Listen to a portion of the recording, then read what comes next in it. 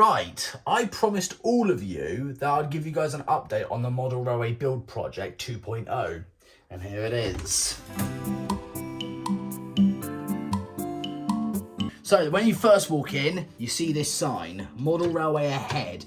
Does need a bit of a clean though, but I'm still in the middle of working on this, so it's pointless cleaning, then getting it dirty again, and then cleaning it again, and so on. So the cleaning of the sign will happen more to the end of the project. So, and also, I don't know why, but seeing a dirty sign, it kind of looks cool. Now, for the past few weeks, I've been busy doing the newspapering and the plastering for the hills. It's coming along very nicely, I think. It just takes a long time to do, and it does take a lot of newspaper. I think I've used about 125 copies of newspapers in order to make the hills. Now, this is my masterpiece. I am truly, genuinely pleased of how this viaduct has turned out. It's taken me about 2 to 3 days to build. It's still not finished yet. It's got a lot more detailing and more plastering to do, but I think it's coming along very, very nicely. And on my Instagram, I did do my very first bridge crossing test. If you guys want to check that video out, it's on my Instagram. Link to my Instagram is in the description below. But I recommend checking it out. It was the very first bridge crossing test I've ever done, and I think it worked out very well. But I'm so pleased of how this viaduct has turned out. Doesn't it look gorgeous? Now, moving on from the viaduct, we go into this section here, which this area is where the branch line is going to mix and join to the main line. And this is another masterpiece I am genuinely pleased about, because I've got a tunnel as well. Now, obviously, the tunnel doesn't actually go anywhere, because on the other side of it, it's just a wall. So, you know, I can't drill holes in a wall. But what you're seeing right now is just the skeleton of it. I haven't actually plastered it yet, because I'm still in the middle of plastering areas near the viaducts. But I'm just amazed of how this has turned out. Like, in my head, I pictured it a little bit worse. So when I see it in front of me, like, you know that thing where you picture something in your head and you're like, oh, that's a good idea. But then when you actually see it in front of you, you're like, oh my God, that's even better. It's like that feeling I've got right now. Like, seeing it physically in front of me, it looks amazing. It'll look even better once it's painted.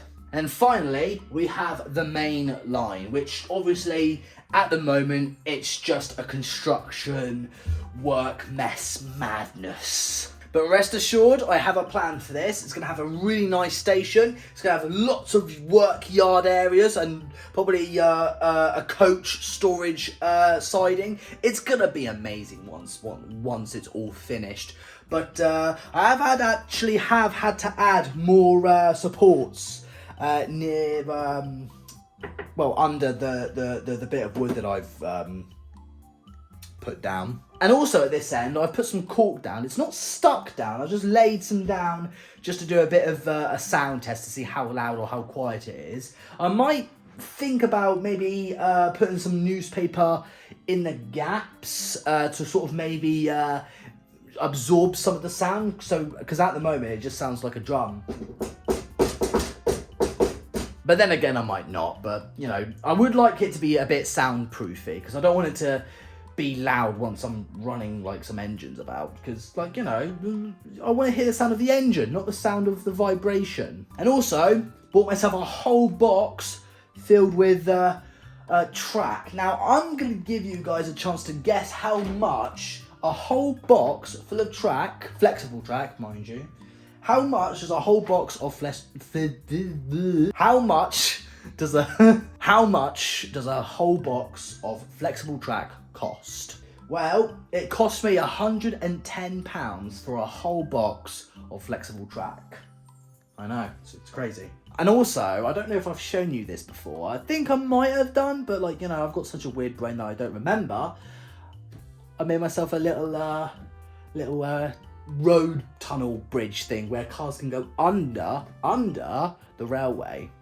I'm really liking this. And it's not just the model railway project I've been working on. No, I've got to show you something. You'll like this. Right here in my kitchen, which I've kind of turned into a workshop, I have been doing some weathering on my West Country class, but also I've been doing a bit of glossing on my Merchant Navy. So I've added this matte varnish finish for the weathered engine, and I use a nice gloss varnish for my Merchant Navy. And I don't know if the camera will pick this up because it's all to do with the lighting, but I don't know if you can see that, but it gives it a nice shine to it. Like it almost looks like metal, doesn't it? There you go.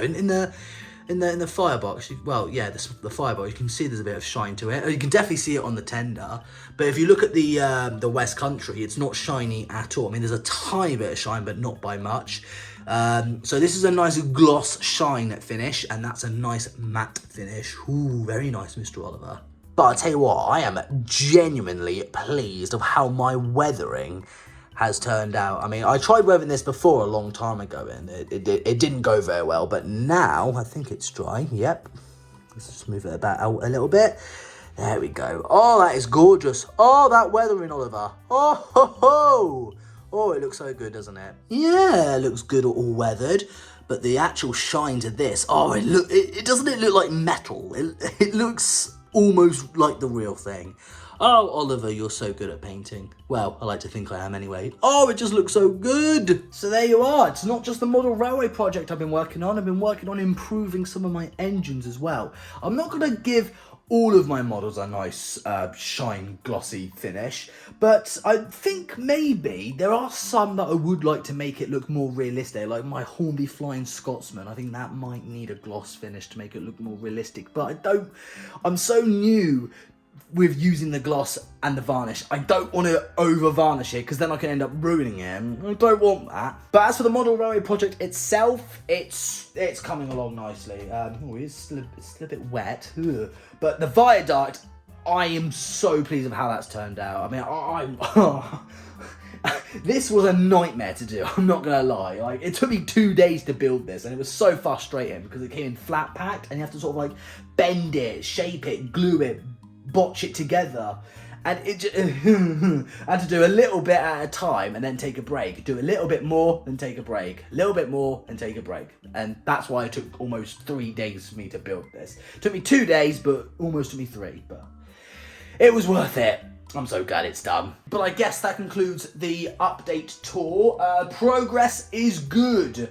I don't know how long the next update video will be, but hopefully the next update will be me getting this all lovely and painted, ready for the grass, because I've got quite a lot of grass here. I've got like 1, 2, 3, 4, 5, 6 different grasses all ready to be sprinkled on with some PVA glue. Oh, I cannot wait to see this hillside. This hillside is so well done. I'm so pleased with how that's turned out. But thank you all so much for watching. Keep updated with the project. Follow me on my Instagram if you want to see like little clips of, especially that clip of the West Country crossing over this bridge for the first time. Oh, that was such a good little clip. But yeah, it's on Instagram. Go check it out. I've run out of things to say. Yeah, I'm going. Bye.